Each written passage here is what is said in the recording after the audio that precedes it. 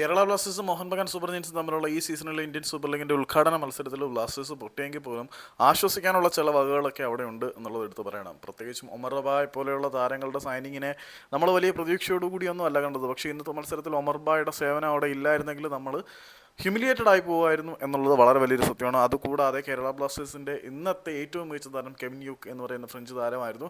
അദ്ദേഹം വളരെ മികച്ച പ്രകടനം തന്നെയാണ് കാഴ്ചവെച്ചത്. അദ്ദേഹം സബ്സ്റ്റിറ്റ്യൂട്ടായിട്ട് സെക്കൻഡ് ഹാഫിൽ ഇറങ്ങിയാൽ അതായിരിക്കും കേരള ബ്ലാസ്റ്റേഴ്സിന് ഏറ്റവും കൂടുതൽ ഇമ്പാക്റ്റ് ഉണ്ടാക്കാൻ പറ്റുക. പിന്നെ അജിസലിനെ പോലെയുള്ള താരങ്ങൾക്ക് നമ്മൾ അവസരം നൽകേണ്ടത് അനിവാര്യമാണ് എന്നുള്ളത് ഈ ഒരു അവസരത്തിൽ ഓർമ്മിപ്പിക്കുകയാണ്. പിന്നെ മർലോൺ ട്രിജിലോ അദ്ദേഹം നല്ല പ്ലെയർ തന്നെയാണ്. അത്യാവശ്യം ഭേദപ്പെട്ട പ്രകടനം പുള്ളിയിൽ നിന്നുണ്ടായി.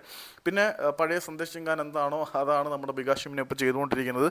പിന്നെ സച്ചിൻ കഴിഞ്ഞ സീസണുകളെ അപേക്ഷിച്ച് നോക്കുകയാണെങ്കിൽ ഇത്തവണ സച്ചിൻ കുറച്ചുകൂടി മെച്ചപ്പെട്ടിട്ടുണ്ട്. അദ്ദേഹത്തിൻ്റെ സേവുകളുടെ ക്വാളിറ്റി ഒന്നുകൂടി ഇമ്പ്രൂവ്ഡ് ആയിട്ടുണ്ട് എന്നുള്ളത് എടുത്തു പറയേണ്ടതാണ്.